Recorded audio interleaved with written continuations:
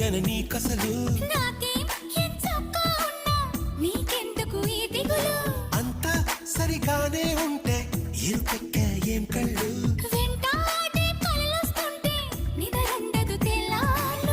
అయితే మరి నువ్వెప్పుడు కనలేదా ఏ కలలు అదిగో ఆ మాటే నీ నోటే చెప్పించాలనుకున్నా దీన్ని లవ్ లవ్ పడిపోవడం అంటున్నా